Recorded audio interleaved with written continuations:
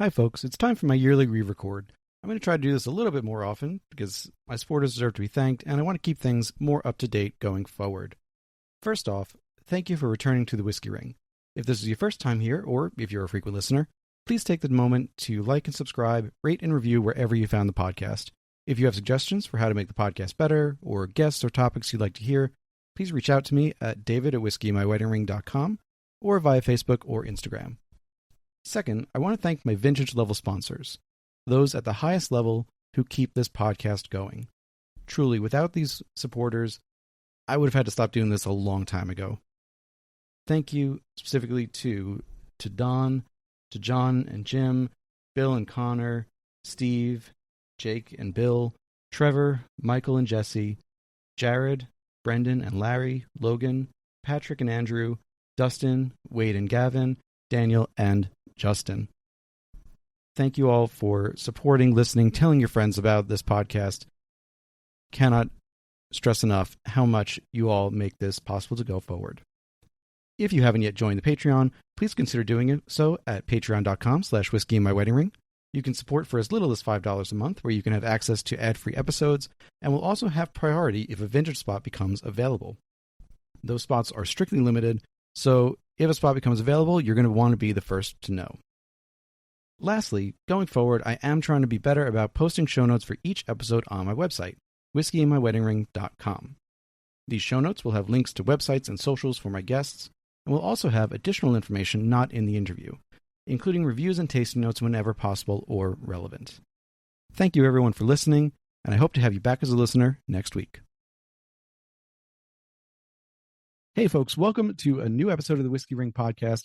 Today I am doing something I haven't never done before. We're going to have not one, not two, but if internet holds out, we're going to have 3 guests on at once, which never done more than 2 before, so we will see how this goes. But I'm very excited because today we're returning one to Kentucky, which, yes, we just visited with the Bard, so it's not too long since we've been to Kentucky, but visiting Kentucky closer to the Amber Triangle.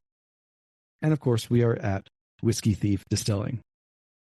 And I have been thinking about this distillery for several years, back since you guys were 3 boys, back since before both my guests, Lisa Wicker, Ben Eaves, and even Kelley, Tennille, were at Whiskey Thief.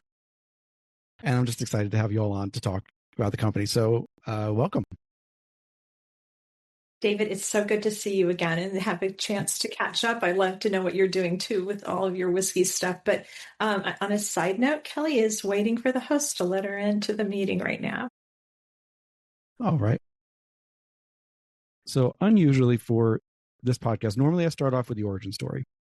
But because so much of this is both new and because we got 3 guests on that I want to talk to and ask questions of, I'm going to skip the origin story for this one. It will be included in the show notes with all the links and things you could need.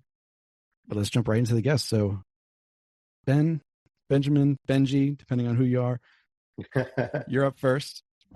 All right. So first thing I want to ask you is, what is the latest bake that you have made related to whiskey making? The latest bake, like baking type? Yes.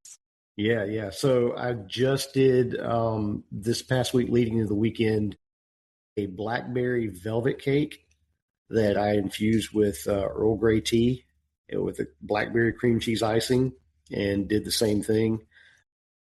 Topped it off with some lavender buds, a little orange zest, and fresh blackberries. We had a family get together with my wife's side of the family. And so I was baking it to have a dessert to take for there. But I'd seen kind of a recipe that inspired me, and then I wanted to make some tweaks to it. And so that was the result. Turned out really good. There's none left. So, is there anything left of the purple flint corn that you were baking? There is a little bit. Yeah. I can do some cornbread with that. Do some more cornbread, but that turned out really well too. Lisa can attest to that. Well, I think we're real happy with how the flavor profile came out on that one.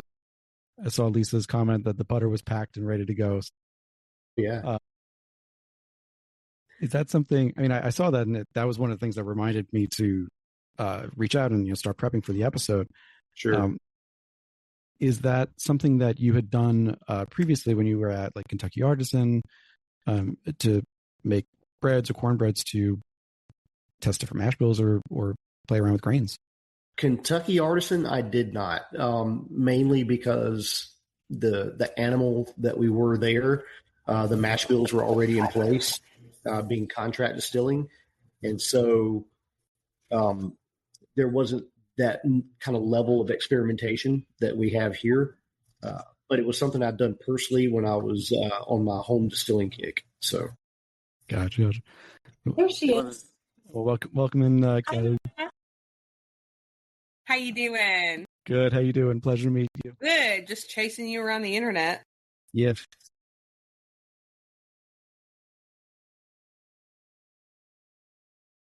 Boy. Bad boy. No, you're fine. It's all good. So, my dog thought I was talking to him. Oh no, now here. All good. We're a usually a cat household, but I'm also a dog person. Okay, right. No, you're not a bad boy. You're a very good boy. So, Ben, I was thinking too, you said on Bourbon Turntable, which you used to be a co-host of. yes. You were on in 2024 with Kevin Rose, and you were saying that you are strongly left-brained. And like you love the artistic side of this, that's the side that suits you. I have seen recently the picture of you handling the fermentation logs. Right. I'm curious, as a left-brained person, how do you approach the mathematical, the engineering components of this job that, like you've said, it's not really your forte or your the thing that gives you the most enjoyment, but that you gotta do? I kind of consider myself a little bit of a math atheist in the sense that that I guess for me, that's the real challenging part of it to a degree. I'm much more intuitive, much more like the artistic side, but it's the scientific, it's the engineering part of that kind of feeds and informs that part of it so that you can express artistically. You really need to know both. So that's where I've put in, I guess, the most work in trying to grow and understand in that area. For me, it's like, where are you weakest? That's where you need to work out the most. And so understanding that side of it, I guess, is where I've dug in a lot more over the last 3 years. And having that foundation of that, it allows you to be much more expressive and artistic in the right way, I think. So. All right, I like it. I know I was speaking to someone about Nicole Austin, who said she joined thinking that it was going to be like 90% science, 10% art, and it's totally flipped for her. Right.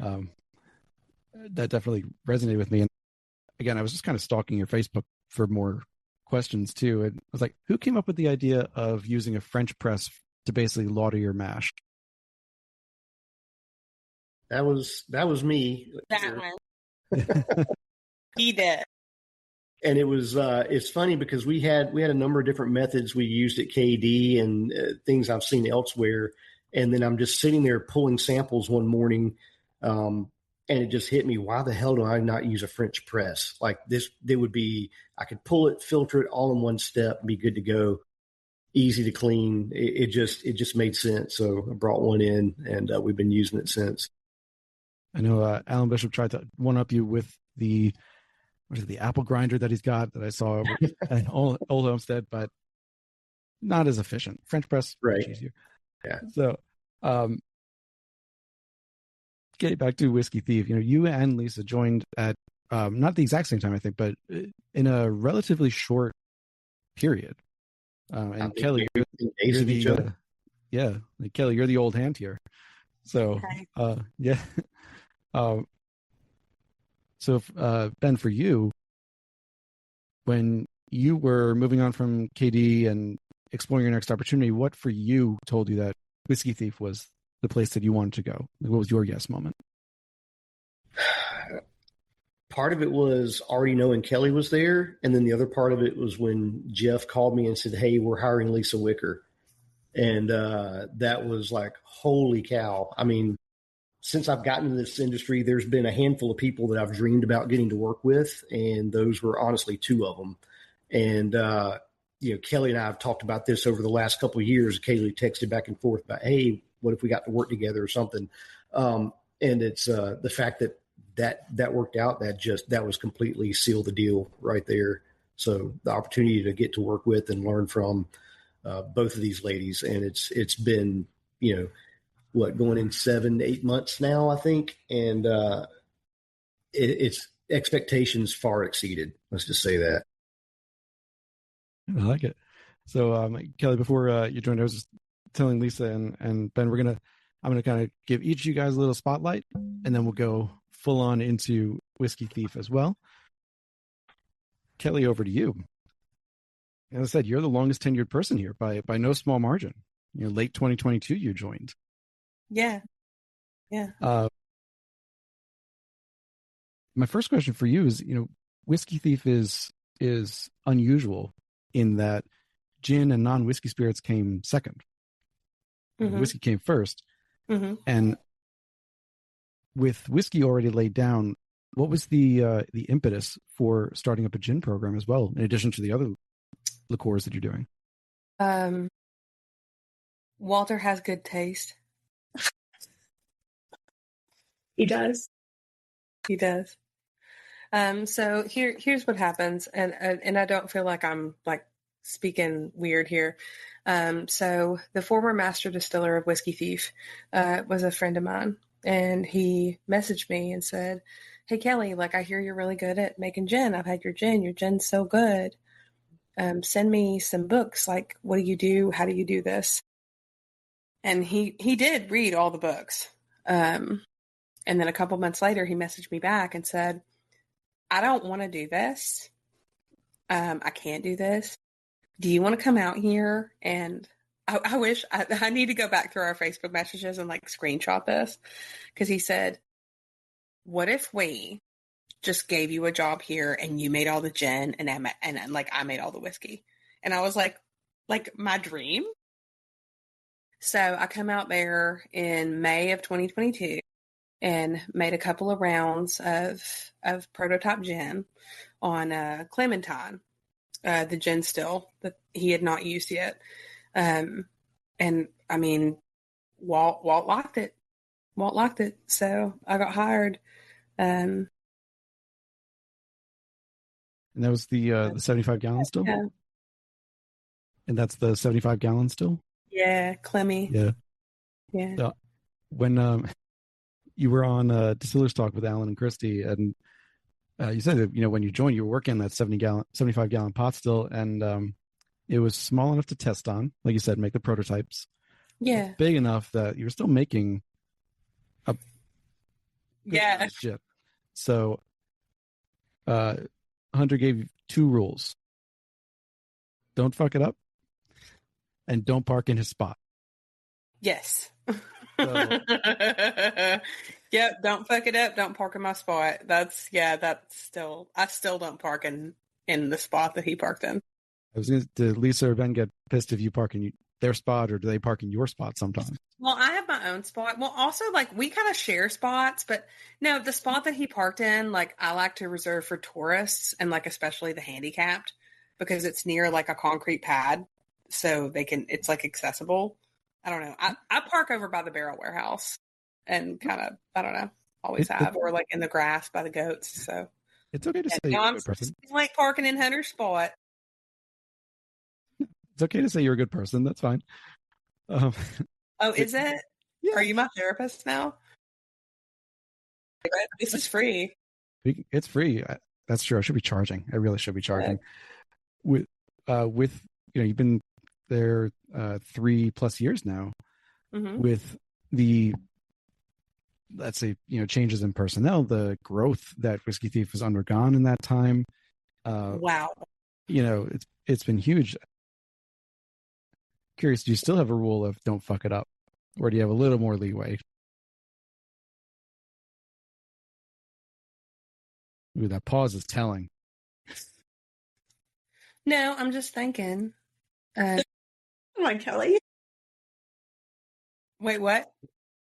I just said, come on, Kelley, because it makes that pause makes it think. Yeah, never mind. Yeah, like we're cracking the whip or something. No, it's no. conversation, Kelley. I like to chew my words 3 times before I spit them out. I'm okay. Now, what I was getting at, damn y'all. What I was getting at is that I'm my own worst critic. I'm very hard on myself. So, you know, I do a lot of R&D when it comes to gin because I've developed all the recipes there. So as far as like, don't fuck it up. I mean, I've never really had people be like tender with me about this. Like as tender with me as Lisa and Benjamin are. So it's taken a lot to get used to, you know, me making something that I don't like and then not just like freaking out about it and being like, oh shit. And like getting imposter syndrome, basically, you know? Mm-hmm. No, I mean, I guess I still try not to fuck it up, but. You know, when you were joining, I guess I'll ask you the same question that I asked Ben and Lisa. If you haven't seen a pattern already, I'm going to ask you too. But what was your yes moment of joining Whiskey Thief? I mean, you already said like it was kind of your dream, so that may be the answer. Like,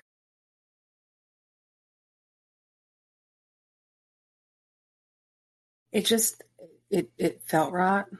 It felt good. I drove down the hill and I wasn't filled with a feeling of dread. That's good.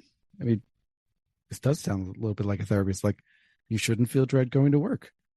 That's good. And did you know when you started that you were also going to be doing like limoncello, nocinos, flavored? No, I did all that in my spare time. Spare time? What's that? I don't know, like the boiler would be down or, you know, when I started, we didn't have like 60 plus people like working for us.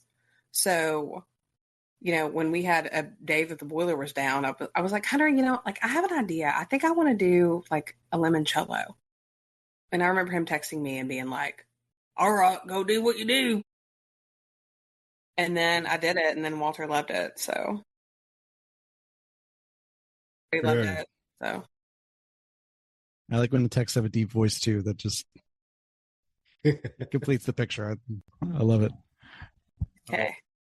So with that, you know, Lisa, I'll give you a couple minutes as well, just to bring you back onto the podcast. I still can't believe it's been 3.5 years since you were on. In that was in fall of 22. So you were probably on the podcast right about the time that Kelley joined Whiskey Thief. So clearly you've done many things. Lots of things have happened since that podcast episode, but none more important than you becoming a Kentucky Colonel thanks to our mutual friend Maggie. I know it. God bless her. Yeah. I was kind of surprised you hadn't gotten that already, but well, I was working in New York. I had a couple of people say, well, when you come back to Kentucky, I was like, yeah, but I'm representing Kentucky in New York anyway, but yeah. Now that you know the ending to the story, that you're at Whiskey Thief, everything's going great, you clearly have a great team here. I do want to ask you about, you had an article recently with Ted Simmons, and you were talking to him about like there was a point at which you felt like the universe was telling you the industry was like just not for you anymore, thinking about getting out of it. And again, knowing the ending, it's a very different conversation now. I'm curious if you're willing to share just a little bit more about that. So just, you know, if you really were thinking about leaving the industry and where you would have gone should you had made that decision.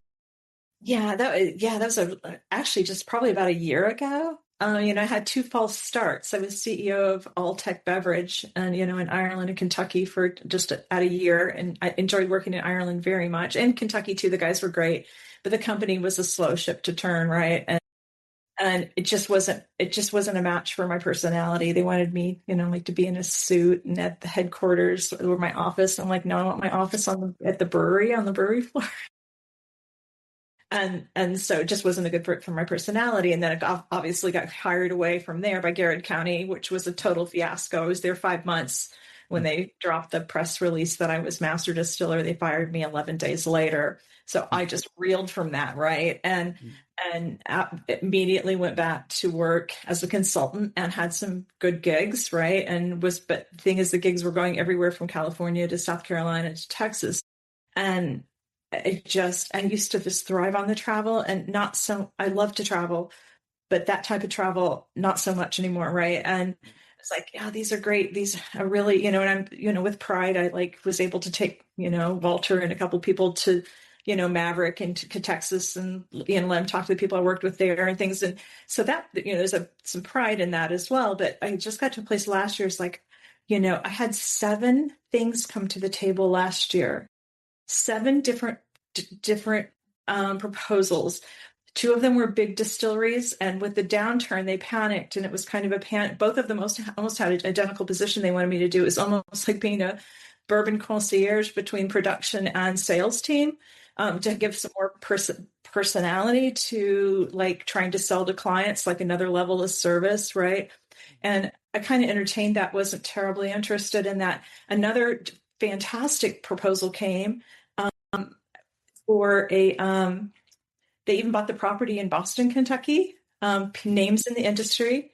And we were ready, they were pulling the paperwork together, and the investors got into a fight, and that whole project fell. I really wanted that it's an old sawmill, and the property is fantastic.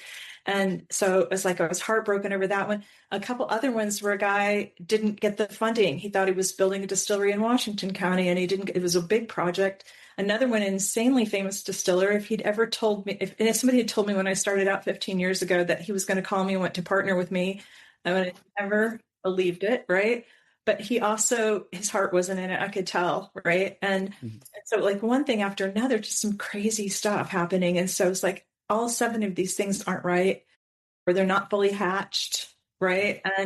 And so I decided at one last ditch effort. I got invited to this whiskey summit last year in February. And it was kind of an interesting invite list. It was kind of all over the map a little bit. And I thought, you know what? I'm just going to go. I didn't really want to go. I'm because my heart wasn't in it, right? And I was I'm going to go. And Walter's there. And I've known Walter's wife, Dana, for years, because she's, with Farley. And I hired part of that group years ago for Brooklyn. And he asked me what I was doing these days. And I told him consulting is I want you to meet somebody that might want to hire you.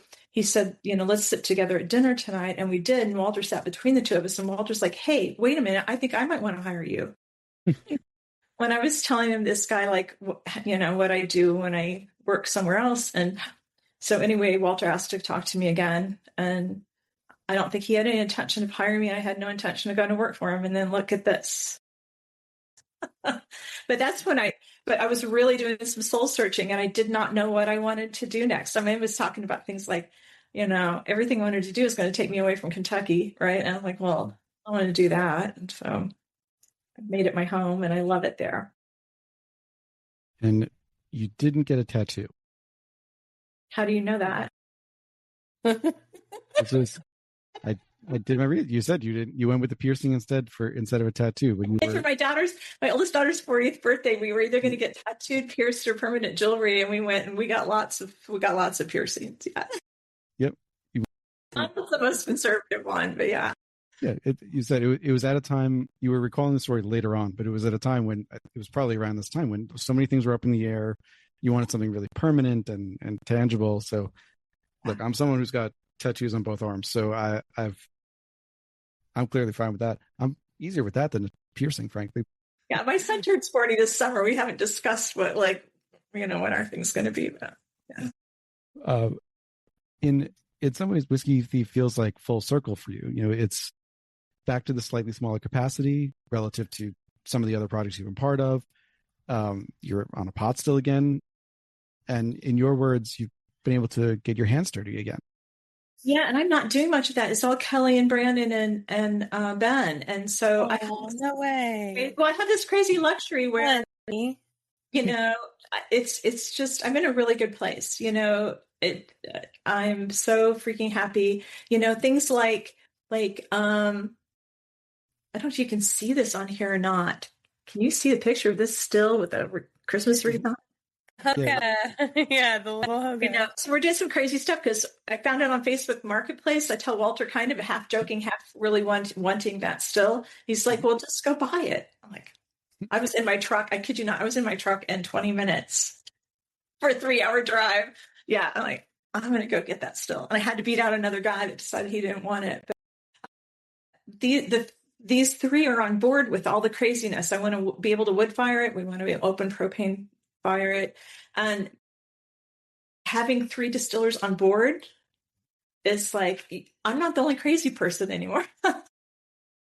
It's a full nut house around here. It is. Kelley talking about having free time sometime, and with Brandon, who's probably he's probably at the distillery now, or is he still sleeping? No, Ben's at the distillery. Ben's there until 10, and Brandon will come in at 12. Gotcha. So, no, I know it does feel like, from someone looking at this from the outside and enjoying that, it just fits. Feels like it fits right. And I'm glad, you did a show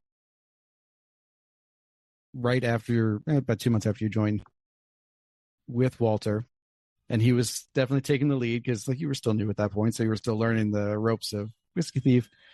But there was another question, and this was a show that you weren't on, but they were talking about you joining Whiskey Thief. So the guys over at the Bourbon Show. Oh yeah.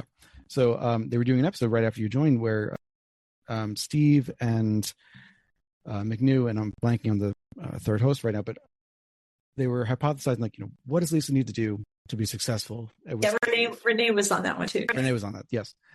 And in their opinion, you needed to be like, your success there was going to be, you need to be front and center as the face of the brand.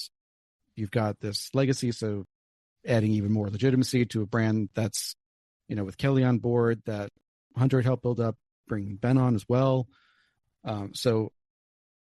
And adding your blending skills too, to an already strong production program to just take it to that next level. Now, they're not here to defend or converse on this, so I'm not going to place that on them. But I did want to ask, is that with your first, 6 to 8 months under your belt now, do you feel like that's the kind of role that you're doing? Because I hear you're not like on the floor all the time.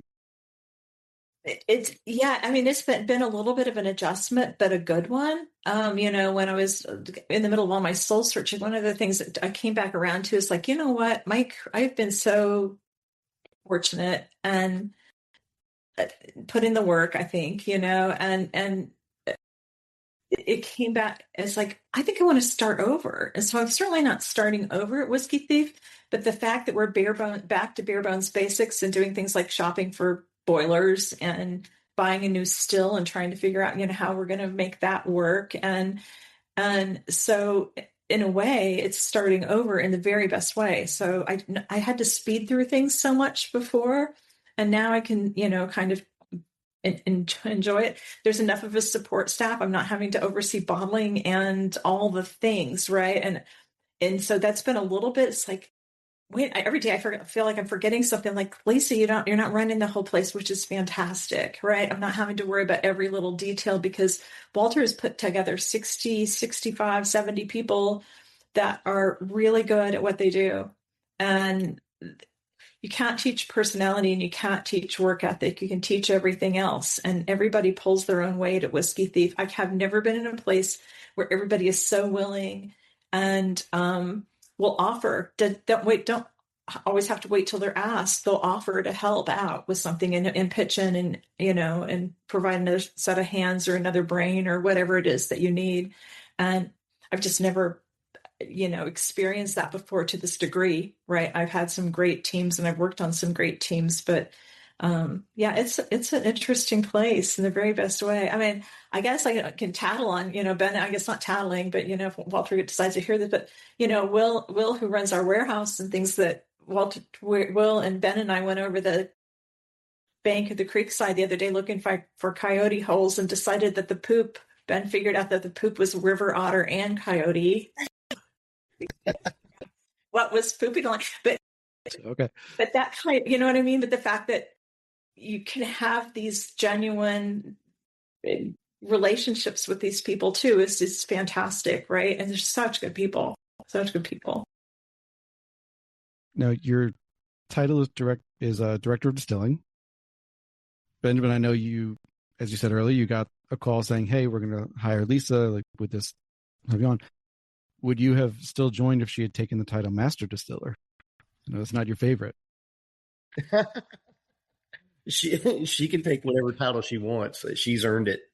I mean, and that's something that I posted a little bit about this on social media, but really want your listeners to very much understand just how real deal Lisa is in what she's done. In just the 7-8 months here that I've gotten to work with her, it was very evident from the start that it's not just extremely knowledgeable, but the level of wisdom, the way her mind works, the way she leads. It's all of it. It's the whole freaking package. This woman is absolutely amazing, and in my opinion, well earns the title of master distiller here in Kentucky.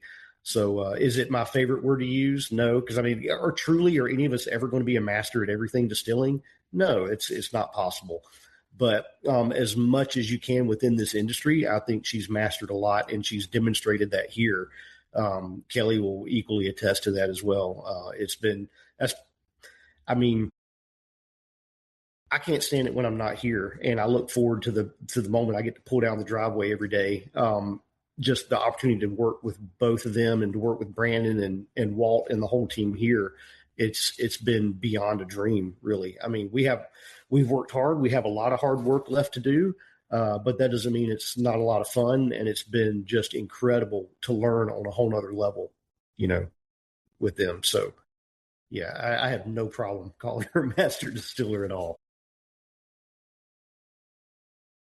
Even though I ended up with it at one point, right? I kept pushing it back, and the owners of Widow Jane and the Samson Surrey portfolio are like, for PR reasons and stuff, they kind of wanted to use that, and I was just adamant about keeping head distiller. And then Mike Beach publishes an article. It's like, what is a master distiller? And he puts my picture over the top, at the top of it. And then Dave Sherrick, my mentor, calls me. He's like, sweetheart, it's time, because you're starting to look ridiculous. It looks like, he said, he knew which button to push with me. This looks like false humility. I'm like, what? Well, that's not my point. He goes, I know, and I'm like, okay, all right. So when Walter's like, I'm never going to have a master distiller, I'm like, I am in. Awesome. Too much pressure. And these guys too, I can't tell you how much I've learned. I love it because Kelley, I can't make gin. I've tried to make gin. I make really crappy gin. And so, the fact that Kelley is just, she's just amazing, and the way her brain works, and she knows, I can tell already, I know she knows what the flavors are going to taste like together pretty much before she even runs the stuff. Brandon, oh my gosh, what a trooper. He's something else, he's the quiet, mysterious one, but gosh, you ask him to do something and he's on it, right? And not only does it, but he does it with proficiency. And the fact that you can find an overnight craft distiller that is, such a tremendous, dependable, entertaining kind of guy, right, is pretty remarkable. And then I got Ben, and Ben's got mechanical aptitude that is insane. I mean, so does Kelley, and so does Brandon. I mean, I'm so freaking lucky. And I can't tell you how many nights I've had my hands cold, and I've had the wrenches out, and I've been crying, right? They're by my places where you're yourself, and they're cry every day. Cry every day. Distilling is literal blood, sweat, and tears. Benjamin and Benjamin and Brandon and Nathan and Zach, because I hit a point where I'm done. I'm like, I don't want to learn anything from this. Yeah. I want somebody to come this for me. And then they do. Yeah, we really should call, Nate and Zach and Will are, pretty much as the distilling team as the rest of us too. Absolutely.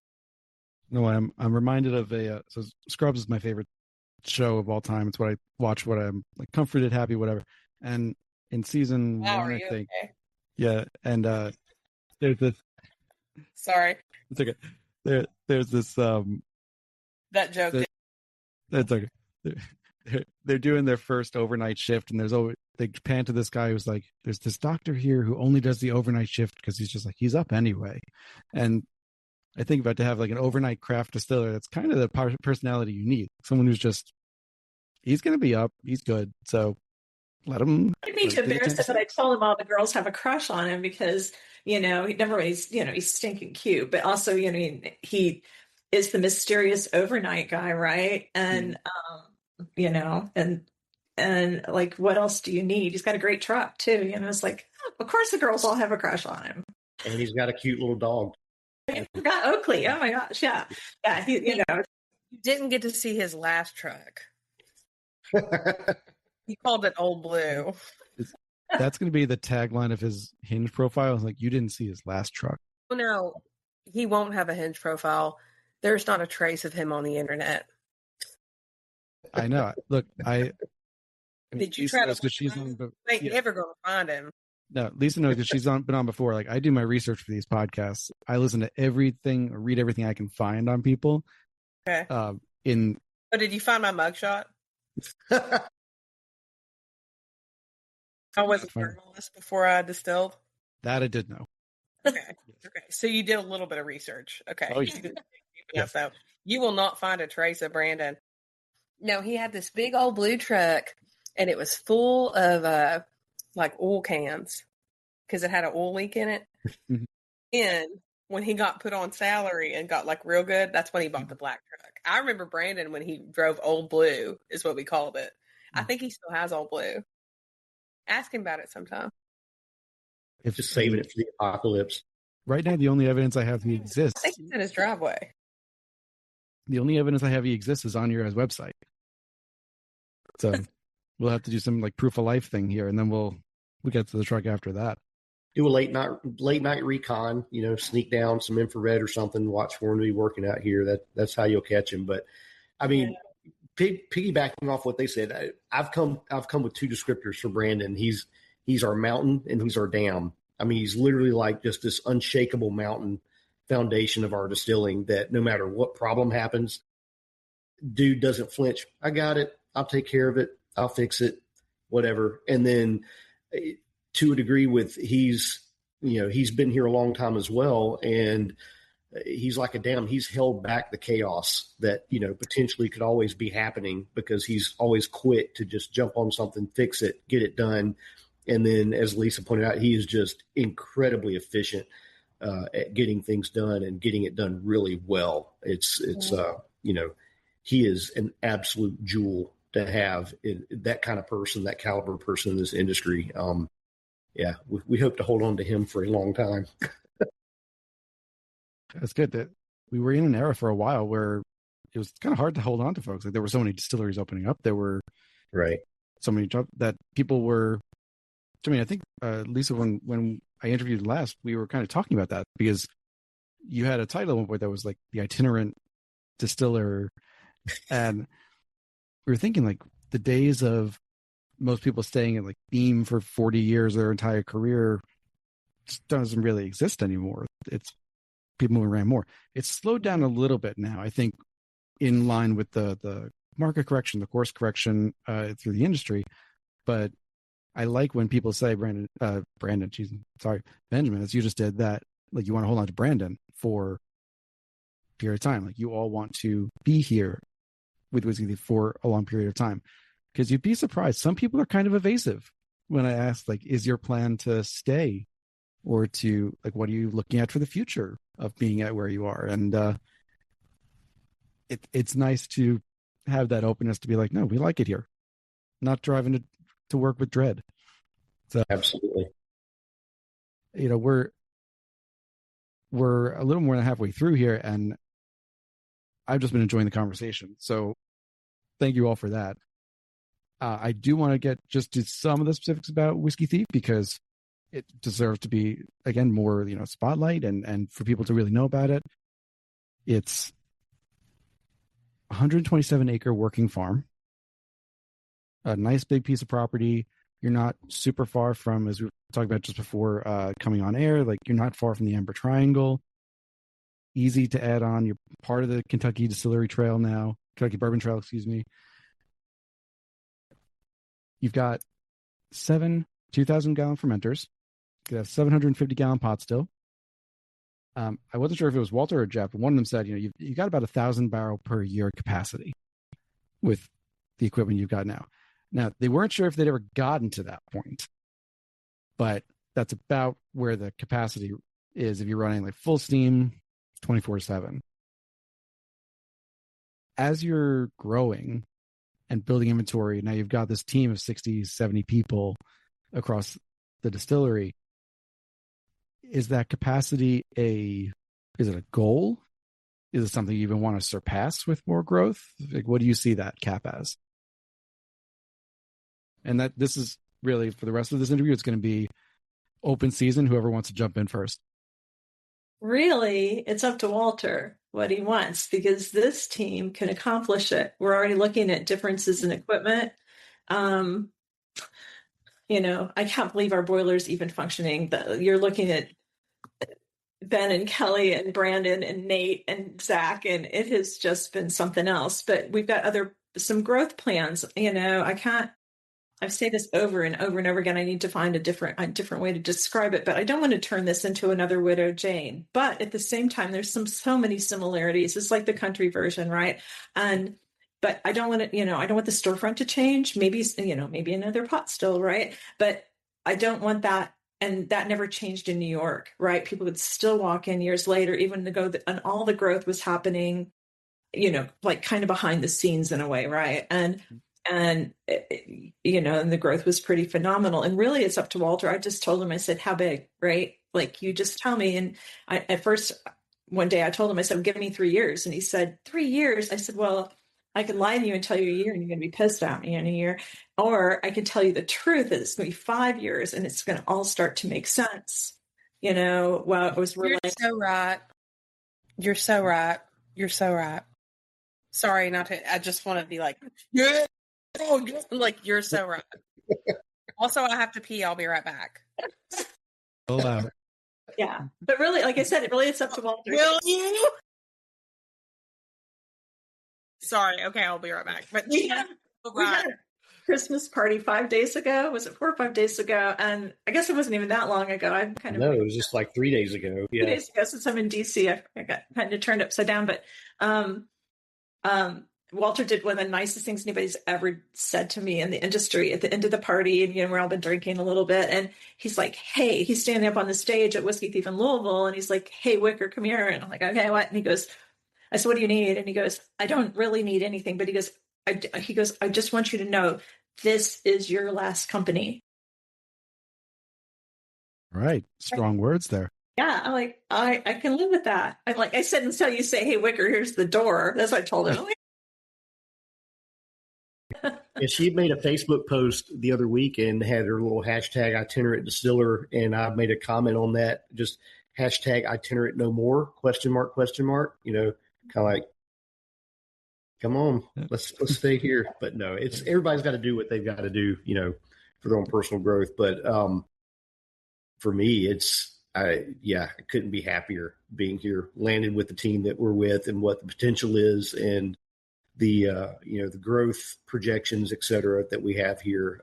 It's exciting. But again, just jumping off of what Lisa was saying about, are we going to get there? Where are we going with it? But that's part of what the last 6 months we've really been honing in our SOPs and getting our efficiencies really down to where, it's very possible that we can start to work towards hitting that goal and exceeding it. So we're excited. The work's cut out for us, but we're laying the groundwork, and I think that's what she's saying.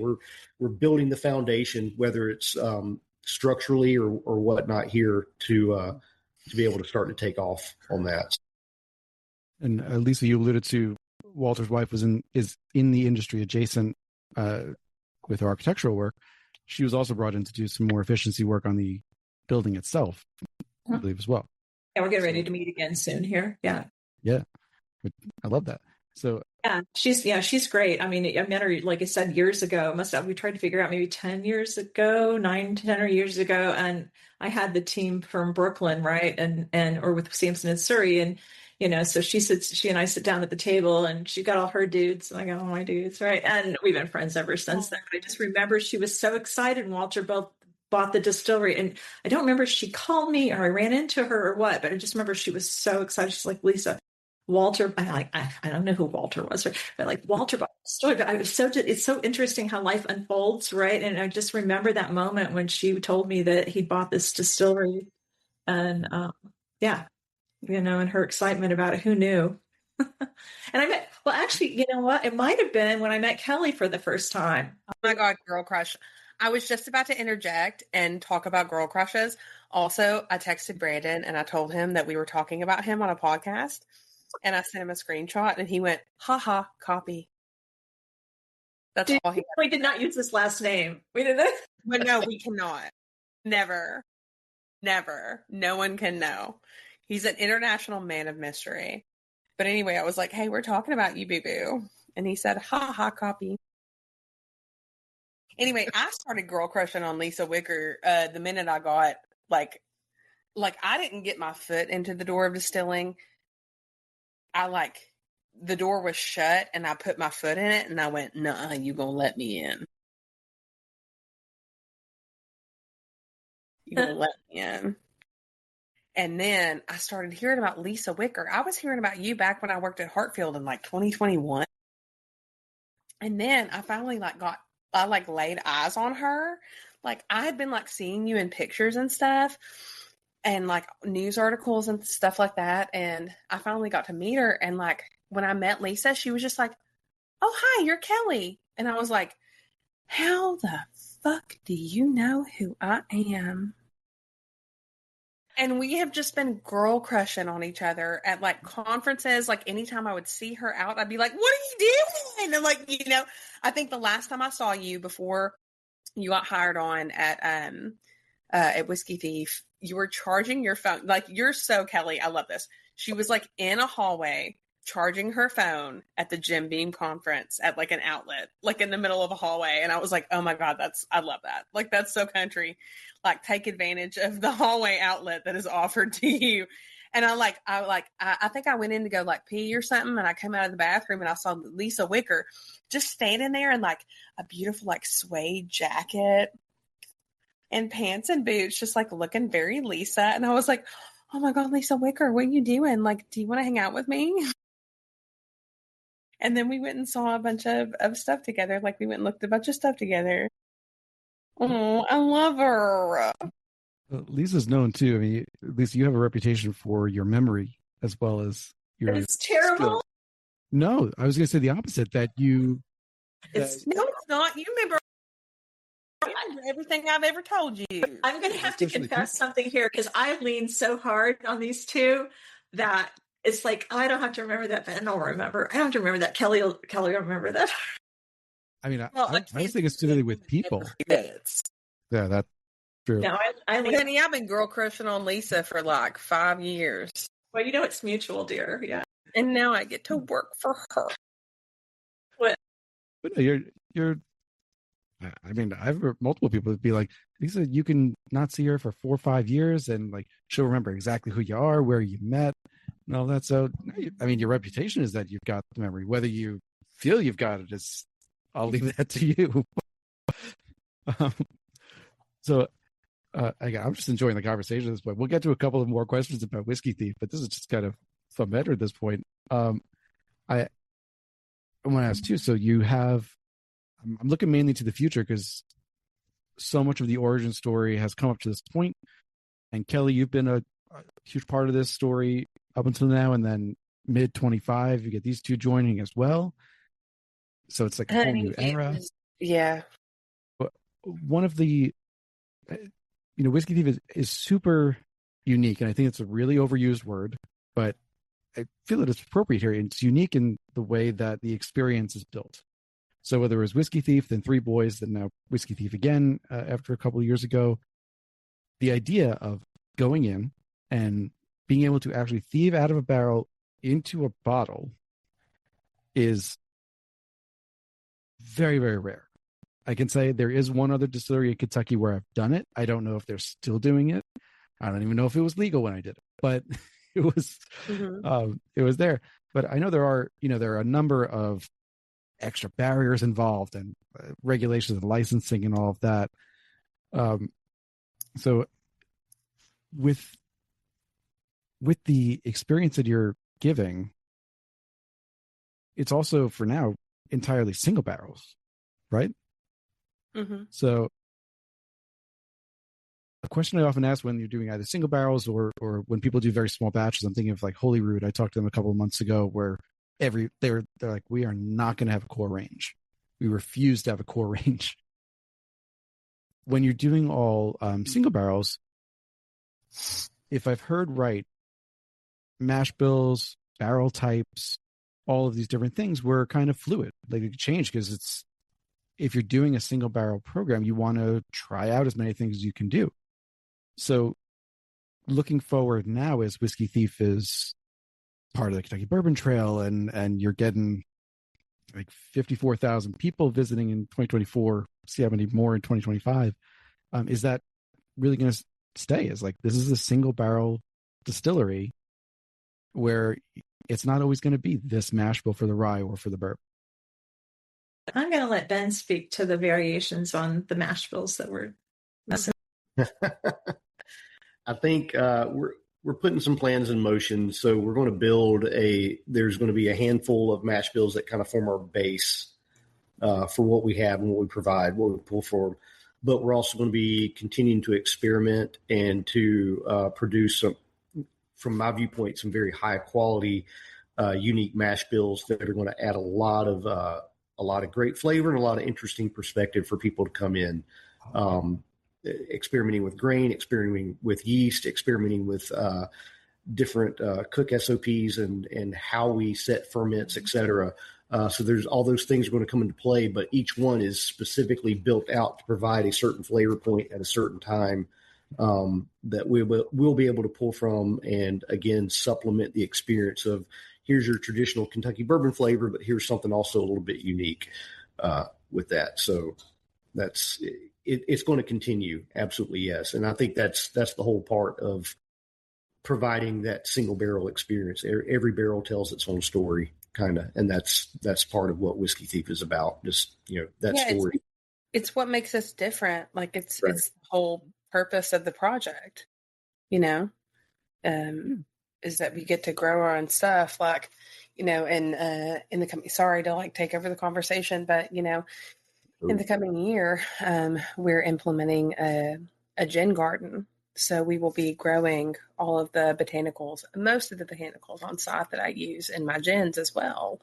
We're trying to make things very insular and self-sustainable, and that is really what makes us different. I mean, I know other distilleries have gin gardens, but you ain't gonna see one like mine.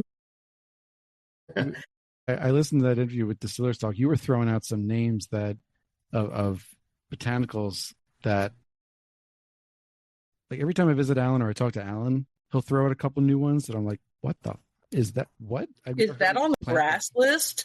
Right. Like, yes, honey, I promise every botanical I grow or forage or whatever is not gonna hurt a human being.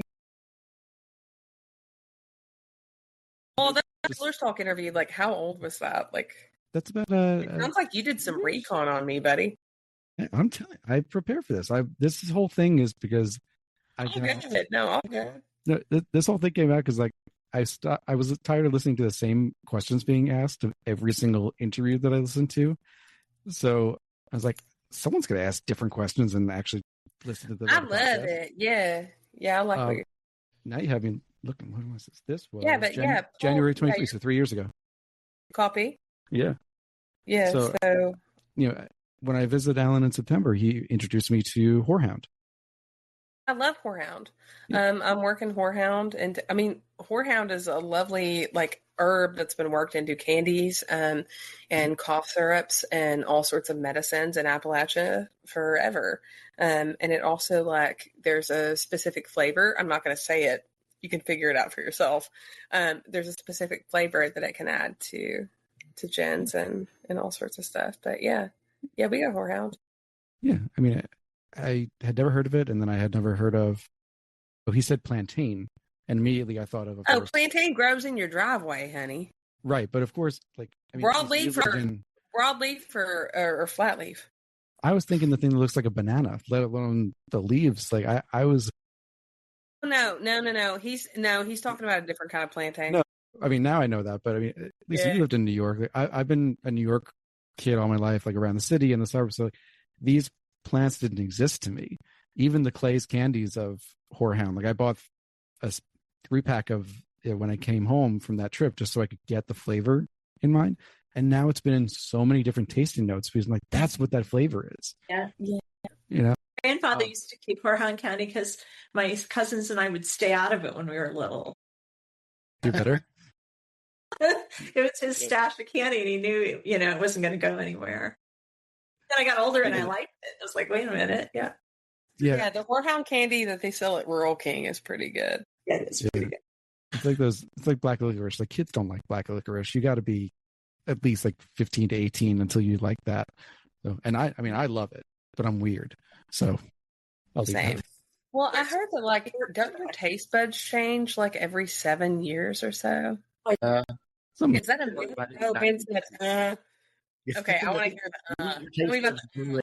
They regenerate about every 90 days. Okay. Oh, I did not know that. I did not know that. Ben, is it the full body every 7 years? Yes. Yeah.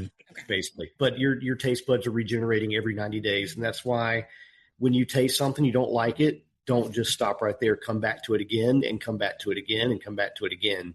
And then it typically takes about 21 times a repetition to generate a new neuron pathway in your brain.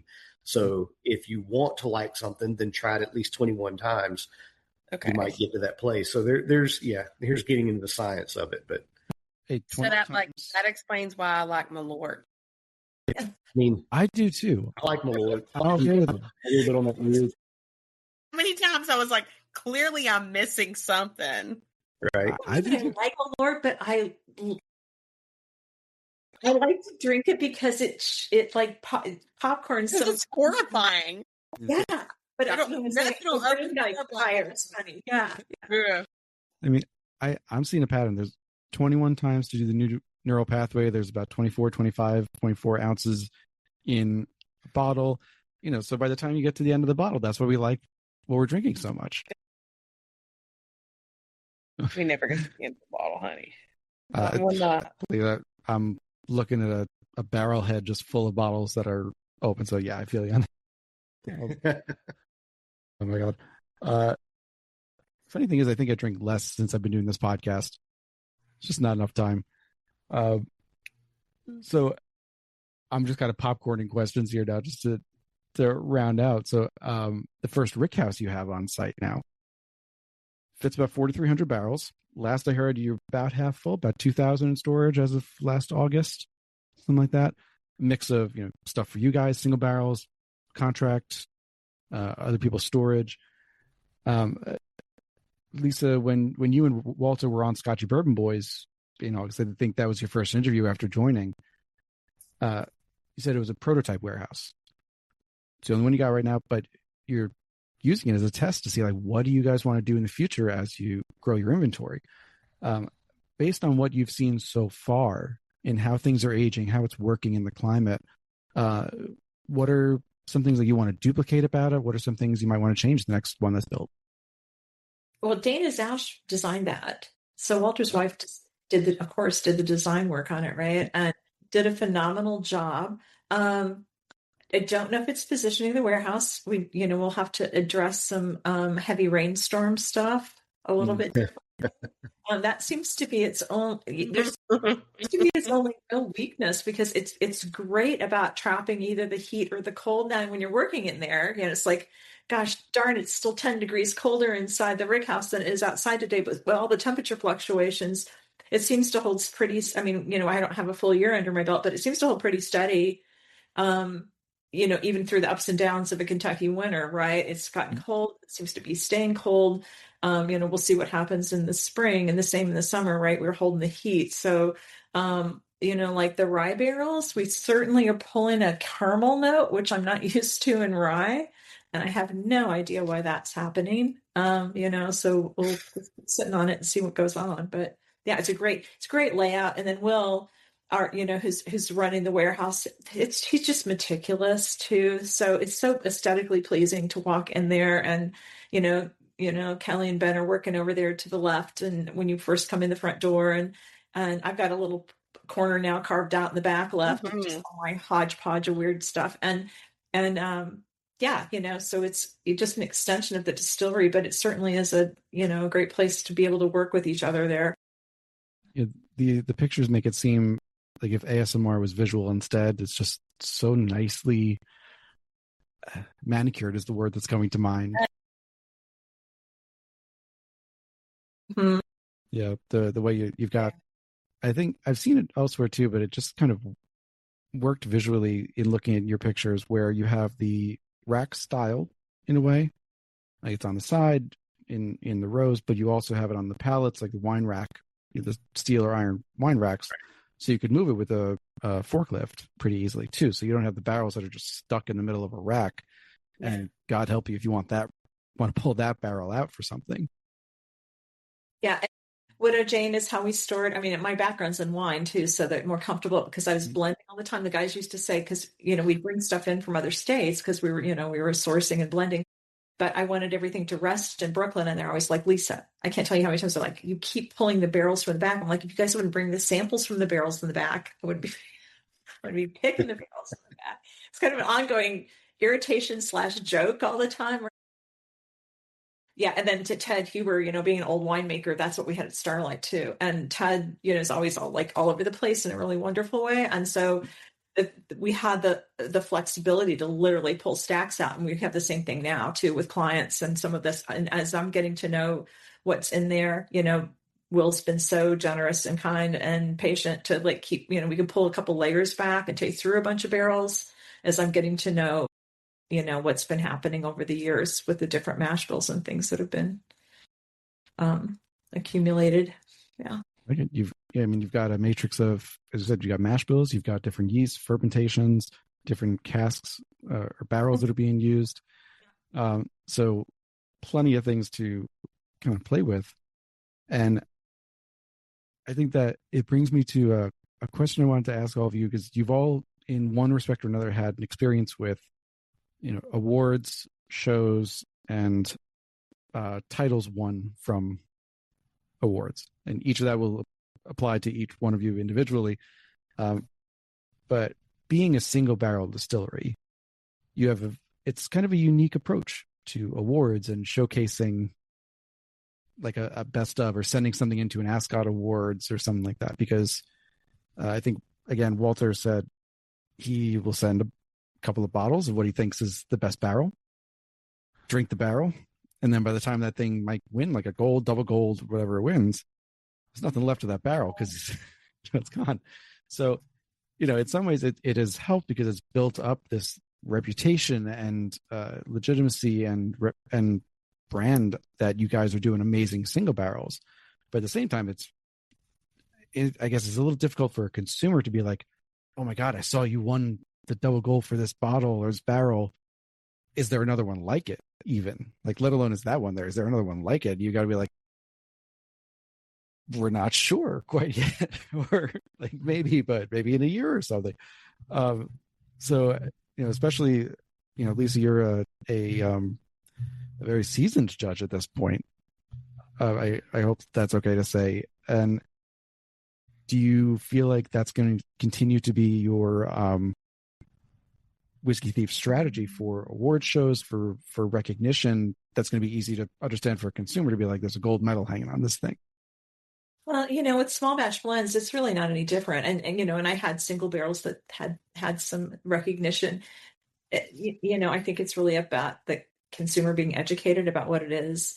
One night, me being like trying to be, I don't know what should I say, trying to be ethical or whatever. I used to say to the advocacy team, just pick a bottle. I don't care if it comes from a liquor store or something. And you could guys, because they're like, Lisa, send us this, what you want entered in the thing. And well, you guys can just pull, I want to be representative of what the consumer is picking up off the shelf. I will not name names, but there's 1, 2, 3 famous distillers at this dinner one night in New Orleans after Tales of Cocktail. And I'm telling them yeah, I'm being what am I trying to say? Like, like the good girl, I guess. But like, yeah, and I just have them to be like, and one of them, she looks at me, she goes, F that ass. What? She goes, oh no, get your best juice and send that in. And the thing is, these three people are like reputation for like being the real deal and just being really great people. And so I look at the other two and they're like, yeah, you don't just send in whatever's on this shelf. I felt really foolish after that, but like, all right. Aww. But I think that's testimony in part and parcel to the overall quality of what you do, and then it's also puts that faith and belief in your team, because it's your processing team, your bottling team, everybody making sure that the quality of the product gets out there and gets out there consistently. It's not just what we do. Let's go pull some special juice. This represents me or Lisa or Kelley. It's representative of the distillery. It's the whole team from Walter all the way down to whoever. And that's what you want every bottle, every barrel to represent that work, because it's not the work of, again, it's not the work of just the three of us. It's not the work, as we've all reiterated, Will over at the warehouse. And that dude is, from day one, I don't know that I've ever worked with somebody with a better attitude and just a absolutely, yes, sir, go get it, and gets it done in such excellent fashion. I mean, that guy is phenomenal. And then, our other guys here, from Nate to Zach, Liam, I can sit here and go down the line. All our people are just super quality people. And so it really, you want everything you do. It reflects the whole of the team, because it takes the whole of the team for all of this to come together. It's not any one thing, one person. Yeah. There's a lot of humility happening at Whiskey Thief. There's a lot of humility. Also, all the barrels don't make it on the line. People, consumers already know this. And, as we start to gain more consumers, that we don't put stinkers on the line. If we have a stinker on the line that we think was okay when it got put out, we pull it. It goes away. We haven't decided what we're doing with the stickers yet. But yeah, we've got a little, that was going to be my follow-up question, was if you guys are doing single barrels and you can't blend away, and what do you do with them? They go to a couple different places. Well, yeah. May I? You can say what you want if it gets on the ground. Nothing happens to him, but no, we're not going to sell trash to customers. Absolutely not. Like, it's not a trash visit, just like it's not trash bourbon. Like, but yeah, there's things that you can do with them. Like, they go somewhere. And, we've all had this. We've had a stinker bottle that we've opened. It's oxidized, and you think you're getting ready to dump it, or I keep it for teaching bottles. And it's like, oh my gosh, anyway, my daughter and I were cleaning up whiskey a few years ago, and she goes, why do you keep that bottle? It's so bad. And it's a major name. And I'm like, because it's my teaching bottle. And then we taste it and we're like, oh my gosh, this came right. And so, that can happen too. We'll revisit. Some of them are flawed and they won't go out. They just won't. Right. We'll have to, unfortunately. And there's not a distillery that doesn't do that and ends up writing off some barrels here. Yeah. Even at Widow Jane blending, I had sometimes there were a couple stinkers that were just impossible to play well with others. Yeah. I've heard, at a certain scale, you can't hide them. And then even a large scale, the one note I've heard that you can't blend out is mustiness. Yes, that's correct. Yeah. Osmond's tricky too. Yeah. Oh, yeah. Really? Yeah. So I know we're short on time. I want to respect all your time and thank you for coming on to talk about Whiskey Thieves, talk about what you guys been doing. So I want to end with, again, one more popcorn round of one thing. So Kelley, in your 3 years, and Lisa and Ben in your 8 months or so being with Whiskey Thief, one thing that you have accomplished already that you are really excited about, and one thing you're planning to accomplish in the next year in 2026 that you're also excited about. Who wants to go? Kelley has seniority. Oh goodness. Okay. Yeah. Put me on the spot. Well, I mean, my spring gin was my baby. And so what I'm trying to do is replicate how delicious that was, just in a different way, for every season, because, seasonal gins and seasonal R&D developments are really important to me. So what I want to continue to do is I want to make good gin and leave. I mean, I told Walter this years ago. I just want to make really good gin and then go home. So what's really important to me when I'm on site is doing the best that I can while I'm there. Just given, like, whether it be a liqueur or a gin or whatever, I just want to do the best that I can. And that's like when I get there, like when I ride onto the farm in the morning, I'm like, okay, you're going to be the best version of yourself to make the best gin that you can. And then you're going to go home. And then you can be a troll. You can be a goblin at the house. You feel me? That's all our goal at the end of the day, right? Like, that's a vibe. That's just. Thank you. That is a vibe. I just want to keep making good liquor and leave, honey. Yeah. I just want to keep being the best version of myself that I can, for myself, for my animals, for my coworkers, and yeah. Your animal coworkers. Yeah. How's Pluto been?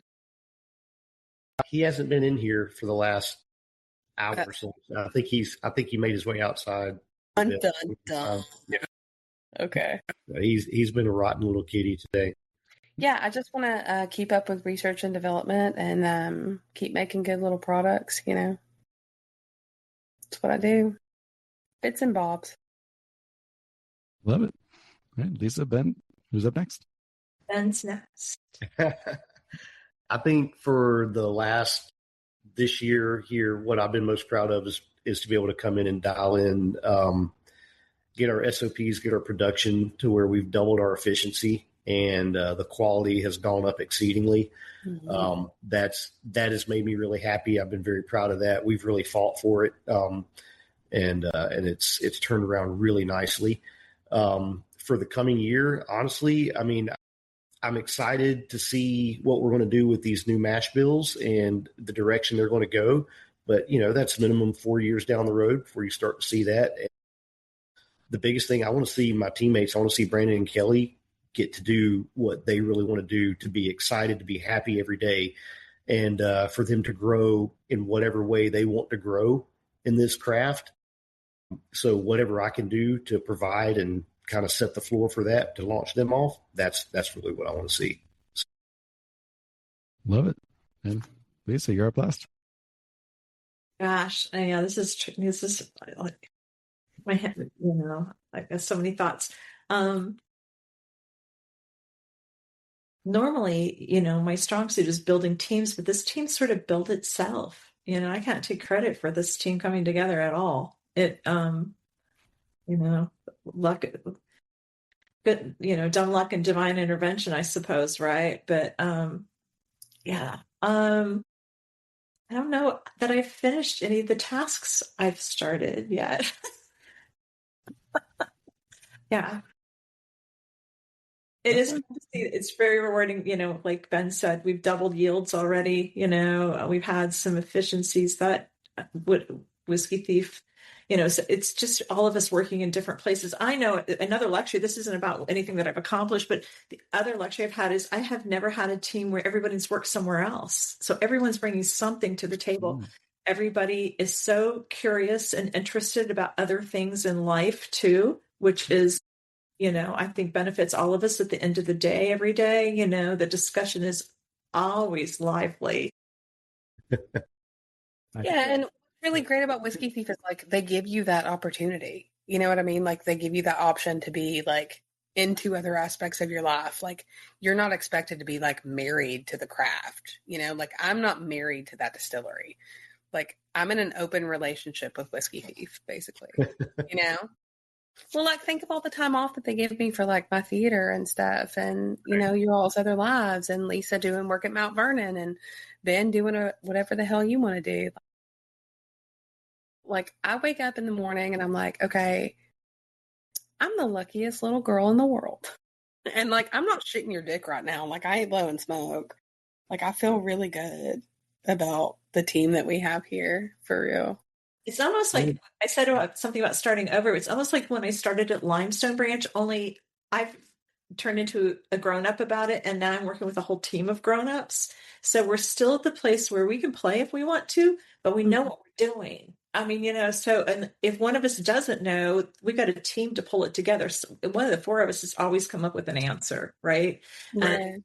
And if not, we've had the discussion so we can come to some sort of conclusion. But it's like we've got the best of everything where we can be still craft distillers in the most pure sense, that we still get to do, as Kelley said, research and development. We still get to play like Ben's talking about, right? Where, our work, it's still work, and we want to make sure that we have a merchantable product at the end of the day. We're all instead of going, oh, well, we're just going to do this and we don't care how many gallons we get. We just want it to be but it's like, no, we know that we've got not only, our task with something that is, being able to do something that's creative and fun, but everybody, I don't have to remind them that, we're responsible for keeping a roof over everyone's head. I mean, not everyone, but that's the whole company, but at the end of the day, it still has to be merchantable and repeatable. If you get hit, then it needs to be repeated. I like it. Exactly. We get to laugh and we get to have a lot of fun, but then when it's time to get down to business, we all can get down to business and get the work done. And that's part of what's made this great. And I think Lisa has said this a number of times here, working with her and with Kelley. It's like we all been working together for years already. I mean, Right. Day one almost, we just completely clicked and everybody knew what their job was, what they had to do. And we just fucking get it done. And that's been amazing. You don't get that luxury at a lot of places. It feels like home, and it feels very safe. Yeah. And everybody rolls with the punches, and everybody's like, okay, guess what? Boiler's smoking. We've talked about the boiler a lot. Brenda. What's going on with the boiler? Brenda, put zero respect on Brenda's name. We've learned you always put a lot of respect on Lisa's name, but zero respect on Brenda's. That is my off. Name is my number one off. Sorry, Lisa, I'm talking over you. That's fine. But everybody rolls with the punches. Like, let's just get to it. It's like, okay, where's Nate? Where's Zach? Where's Ben? Where's Kelley? It's like, okay. Yeah, we can roll this over. We can roll our, because Ben's is really insanely talented at building a production schedule, but it'd be easy for somebody to be so frustrated because weather, equipment, right? It's like we had to, like when it got so cold, since we don't have any heat, we had to shut everything down and drain all the lines, and everybody's like, okay, well, it's cold and this is what we have to do. Nobody's like, all grumbly about it or anything too, and it's not easy work, right? So it's not, but we're also able to pivot and go, okay, well, we can't run the big still, but we can run Clementine, the smaller still, or we can do this, or we can clean, or this gives us a chance for maintenance. We immediately roll over right to the next thing instead of just sitting here going, well, it's too cold, can't run, don't know what to do, or the boiler's down today, so don't know what to do. No, there's always work to be done, and everybody, you don't have to sit here and go, hey, can you go do this or take care of this? Everybody just knows what to jump on, what to do, and it's just been we pivot. It's a fun family, but we're a bunch of freaking professionals too, and that's what's just amazing. Yeah, we pivot pretty well. I love it. I just thank you all for having this conversation. It's really been a lot of fun. It's been like more of a round table, and I really enjoy that. All I can say is I really hope to be down there again in September, and to be visiting you, Lisa, of course, but also visiting Whiskey Thief in person. I remember meaning to go there when I was down last time and just ran out of time. But you have to put us first on the list. You have to come. Yes. Food trucks there, and there's some music. Mm-hmm. Yeah, I mean, we with us and hang out a little bit. I was going to say, I'm going to have to include it in the show notes. We didn't even get to talk about the Louisville location, the new Lou location, the music you guys have, the the food trucks, the food on site, all of these family friendly atmosphere things that you're doing in addition to the distilling and then the contract as well. Goats. We've never even talked about the goat. Our The goats. I know our goat babies. Kelly is the goat. Oh, the goat, babe, my sons. Little men. Go out to come see my little men, honey. No, but all you're talking about, David, I mean, it's if this says anything about the atmosphere here is I'll work here all week long, and then my wife and I will come down here on a Saturday or a day off and hang out because it's just fun. It's just a great place to be. And yeah. It is. It's exactly what I want to visit. That's where I want to visit. I want to have some food from a food truck, sit down on a bench, enjoy some whiskey with it. And we get talented bartenders too. We've got some very talented bartenders. We do, yeah. We do. You've made the sale. So I thank you everyone for listening as well. For Lisa Wicker, for Kelley Tennille, for Benjamin Eaves, for coming on to talk about Whiskey Thief, Distilling, talk about their journeys, talk about things you didn't think about, talk about Brenda the boiler, and hopefully when she'll be replaced. Everyone hang on with me for just a minute after recording, just to close things out. Thank you everyone for listening. Really hope you enjoyed this episode as much as I enjoyed recording it. Make sure to follow Whiskey Thief, follow all of the folks here. There'll be links in the show notes to follow them as well on the major social media platforms.